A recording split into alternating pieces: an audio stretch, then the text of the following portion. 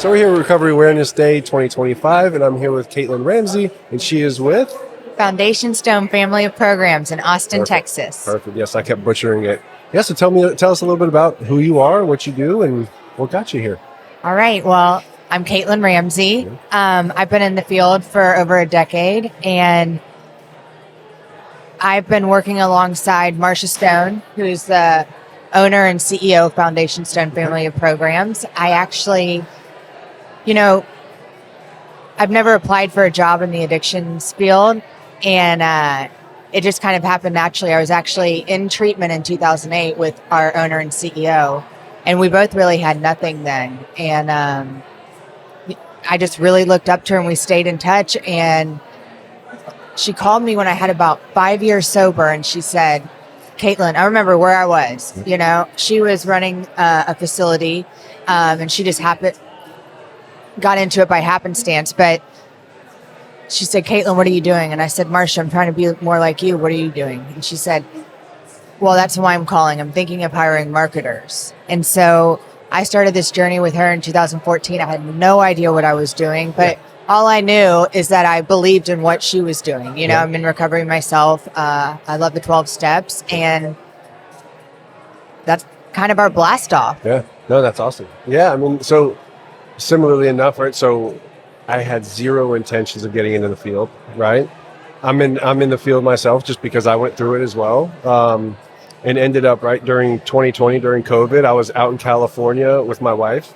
And obviously with 2020 happening, right, I ended up having to switch careers and ended up getting a remote job with a billing company. And when Casey and I moved back here, because this is where our family is, she was working in the field, so she ended up finding Blanchard. And then she just randomly came home one day and was like, oh, this person, so-and-so put in there 2 weeks. And I was like, I've always wanted to be more involved on the client-facing side of things. And so I was like, hey, why don't you just give Ward my phone number? And here we are 3 years later, So it was very organic. I never really had no intention of doing this, but super happy I did. And, yeah. I think that's the best way to get into it. Yeah. A lot of people ask me, like, how do I get into marketing or this or that? And what I tell them is, I was like, I've had the opportunity to work for a place that I believe in with my whole heart. I have in the past, had some judgment, of people working for places that I didn't see as helpful. But what really took me away from that is I've never had to be in that position, and I don't know what I would do. So I just feel really, really lucky with that. But I tell them, I said, go find a program that you believe in with your whole heart and go after it. Because, I think that's what lasts in this field. I've been with Marcia since 2014. And I have no plans of leaving. Yeah. I was having this conversation with B. Reeves from New Waters earlier, and because he made a similar comment, and I've told people numerous times, if I didn't work at Blanchard, I don't think I would work in the field because I believe so strongly in what we do. And I was telling him, it's reassuring to hear other people say that, right? Because maybe I have this preconceived notion of, because of some of my failed past treatment experiences myself, right? And maybe that's something that I have to take a look at, right? And no, it's good. I think quality treatment and good treatment and treatment that people can actually believe in and be passionate about is becoming more common, which is very reassuring to see. So I'm happy to hear about that. Yeah, and as I said about finding a place you believe in, I actually had the experience. So I was with Marcia at a previous company, and I was there for a decade with her, and some investors came in, and the story. It went downhill. We tried to save it. Our hearts were in it. It wasn't about any money, anything like that. It's we're helping people, and it's diminishing. It's becoming about heads and beds and numbers. And so we got out of there and took kind of almost a year off doing some consulting. But during that time, I was like, I can't work anywhere else. Yeah. I'm not just a person marketing. I'm marketing what I believe in. Yeah. So my hands are tied. And I also realized I can't work for anyone besides Marcia because I can't be managed. Yeah. I'm not a manageable employee. Yeah. So were you in marketing previously, and you just transitioned into this type of marketing, or? I was not. I was planning and finishing school. There you go. Yeah. Well, I think that's what's really beautiful about the industry, right? Is it more reflects our client base, right? Because all of our clients is just your average person, right? And everybody always thinks there's obviously the stereotype and the stigma of it's the super extreme end of the spectrum where it's, the person who's indigent, living under a bridge, that kind of thing, or can't function, reeks of alcohol, like the whole deal.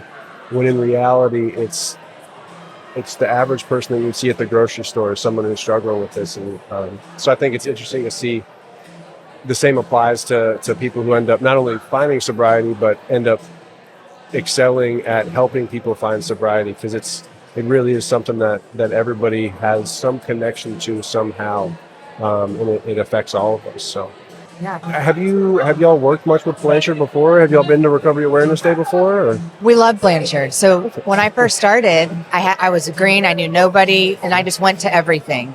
And Ward met me and Marcia. I think he was at NATAP or something. And early on, he really just kind of took us in and really helped us. Yeah. He's just always been so supportive. We love the Blanchard Institute. We participate in their family programs over the years, and we're just happy to be here. Yeah. I mean, I think that's one of, if not the main goal of today, I think, and Recovery Awareness Day as a whole, is eliminating the competition aspect of things, right? There is so much help that is needed out there. This doesn't need to be a competitive field, right?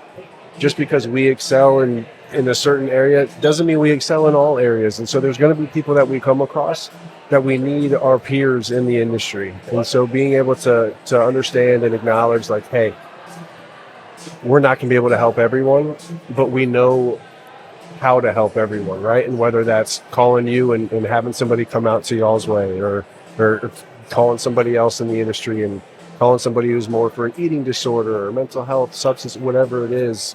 So kind of eliminating that competitive drive that I feel like a lot of industries have, understandably, but in this industry, I just don't think we need to emphasize it as much as others, We don't. And what I really love about y'all in Blanchard is it feels like from one family to the other. Ward's involved and Marcia's involved, and it doesn't feel like this business to business thing. It's like we help people. Yeah. And that's the goal. You're talking about like no competition. I think my competition comes in because I don't think we should with good programs. Of course. But the competition in my mind comes in is when people get on the internet and they find a place that's sold a dream and differently, and you're up against them, and you just know that the other way isn't 100%. where they're going isn't great, Yeah. but you can't say that. Yep. So Yeah.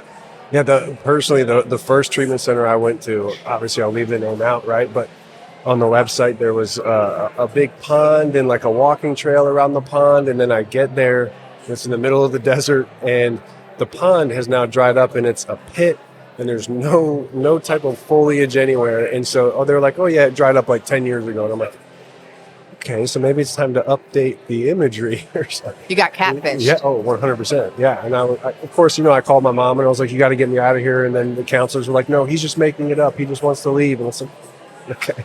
Yeah. One of the things that I've learned a lot, especially since working with Lee, and I think this is to be said for us in our client care, but also how we work with our peers in the industry, is being transformational, not transactional. And yeah, so it's that's something that has stuck with me for the last probably 6 months since I've been around Lee a lot more, and really trying to, one, obviously keep client care and keep the focus on what's the best option for the client, but also setting my peers up for success as well, right? Like not getting a super difficult case and just dumping them off to somebody else, because yeah, they could help them, but it might make my job easier.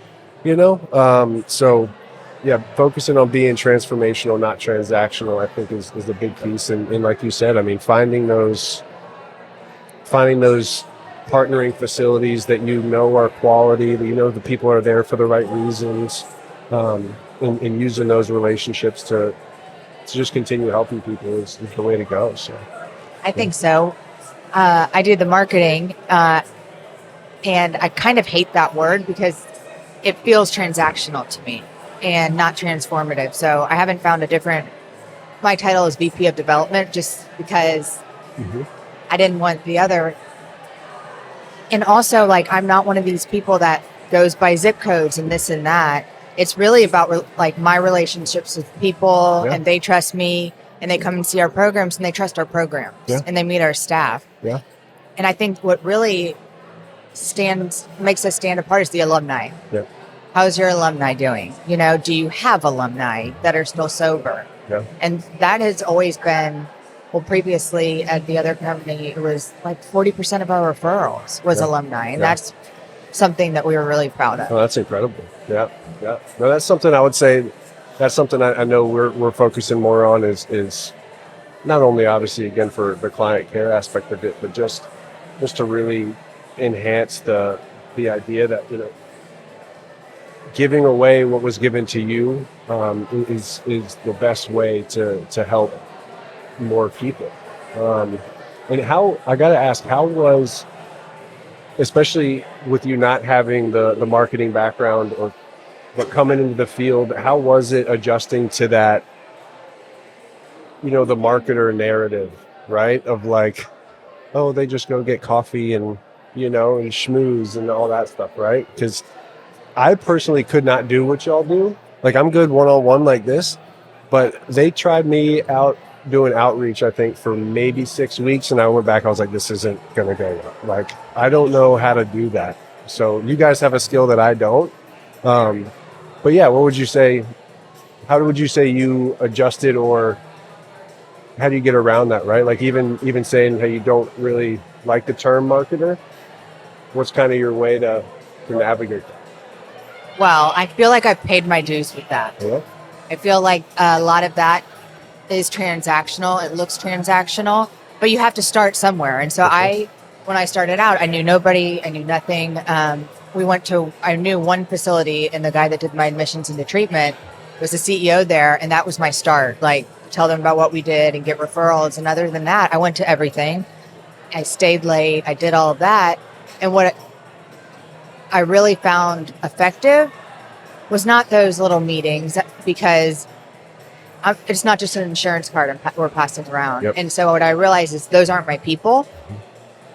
And what I really started to do is we started to do an experience where we would bring people out, let them sit in on group, let them have an experience with us. And that's what really worked for me. So 100%. Over the years, it's transformed. Yep. I don't do the stuff that I used to do because I know I've been there and I've seen what the result is. Yeah. And so I'm not one of those like marketer to marketer. Yeah. No, to just awesome. To check off on your list. I'm exactly. Like, I'll sign your sheet. I'll tell you toured. But Yeah. No, that's awesome. What would you say is the unique thing about your program? So you said you have 3 programs. What's the differentiator between the 3? And then how would you say y'all as a group, like what's y'all's differentiator, right? Like what would you say is that special sauce that you guys have? Yeah. So we have Legacy, which is our men's program. Okay. It's a 90-day minimum. You're not allowed to come for 30 days. Yeah. So a lot of times I heard someone say that you're not identified by what you do, but what you won't do and what you won't sacrifice just to get a client in. So it's a 90-day minimum, and we're a full 12-step immersion plus clinical. Yeah. And a lot of times you go somewhere and it's clinical or it's 12-step, or they say it's clinical and 12-step, or they just like take you to meetings. What we're really doing there is we're taking them through the steps. We're making them wake up and act like a man in recovery, even though they're just getting there. It's kind of that muscle memory. And so I think what's different about us is that piece. Like, I don't know a lot of people who are doing just that for the length of time. And we do that with our women's program as well. Awesome. So it's our niche. Like, people who have been to treatment before and failed, or have said, I went to AA, it didn't work for me. You attended AA. Yeah. Or you went somewhere for 30 days and lied the whole time and then got out. You felt better. So that's kind of impossible with us. Yeah. So we really have to have the family involvement and the leverage. Yeah. And that kind of differentiates us in getting somebody in. Yeah. Yeah. We say we can fight the disease or the family, but we can't fight both. Nope. So one of them has to give. And then our mental health program is the first one in Texas residential that's not a hospital. Okay. Now, are they all three in Austin? They're 10 minutes away from each other in Elgin, Texas. Yeah. So it has like if you take them a back way from the airport, it feels a little secluded. Yeah. No, that's good. I last time I got sober was in Texas and ended up doing sober living in Dallas. And, I did they have DAA there. So they have Drug Addicts Anonymous. Yeah, they have that in Austin too. Okay. Yeah. All right. Well, no, I mean, is there anything else that you think would be beneficial to share? What's on my heart right now in this industry and everything going on is actually that marketing piece where there's buzzwords and people are saying they're doing stuff and it sounds good, but it's not effective. Mm-hmm. I don't believe you can treat somebody's trauma in 30 days. I kind of think that's negligent. And really people just getting involved in talking, trusting people, good people, getting off the internet and really taking a look at, yes, that sounds really great, but we're trying to get your loved one sober so that they can do that. And I think it's lost sometimes in the field where we got to do this or this because it sounds like, oh, I would love to do that, but it's not effective. So I'm really into people doing what they need to do for their recovery if they're in recovery in this field and focusing on what's effective, not what just sounds great. Yeah. Well, I think it's important too for treatment centers like ours, right, to be that standard, right, and like many others that are here today, right, like be the ones who are exemplifying what type of treatment we need to be seeing countrywide, nationwide, worldwide. It's the same thing as one sober person in the friend group, right, being the example of what sobriety and what a sober, fulfilling life can look like and how it kind of trickles around. I think it's on us as well in the industry to, if somebody maybe sends me a text, I'm trying to think of how to put this right, like somebody sends me a text talking about a person as an insurance policy, right? It's okay for me to be like, hey, so that's not really how, we do that. I'm happy to look at, the case and figure out more what's going on and see if we'd be a good fit. But I'm not worried about your Aetna client or your Blue Cross Blue Shield client. They're like, run it fast. Get that VOB. Yeah. And so I think having those uncomfortable kind of accountable conversations within the industry, I think that's an important part of. It's not comfortable, but I think it'll be important for getting the growth that we need going forward too. I think so as well. Yeah. And also I think for my longevity and being with the same people for over a decade, I am who I am here. In my personal life, I mean, they kind of all go together with kids. I'm not just like repping this company and then going and being awful. Yeah. I think you are who you are, and I think that starts from the top down in a company, and we have that, and it's a family. Yeah. Like it's a family unit, and that the main thing is that we all really, really care about the client, and the rest from there is just how we treat them. Yeah. I always tell my team, like, if I'm not there and you don't know what to do, one, I feel pretty confident that everybody on my team knows what to do. But the only question you need to ask yourself is, what is the best next step for this client, right? Mm-hmm. Like, what is the best step to allow them to get the care that they need? If you make that decision, even if it ends up being the wrong decision, I won't be upset with the outcome, because your intention was, what is the best outcome for this person, right? And if you go with that, the outcome usually 99% of the time can't be something that's that wrong, So how would anybody listening, how would we find you? How would we reach out to you if somebody needs your help? What do we got to do? So our website is foundationstoneprograms.com, and that has a link to all of our 3 programs. And we're just a phone call away. I mean, there's a number on there.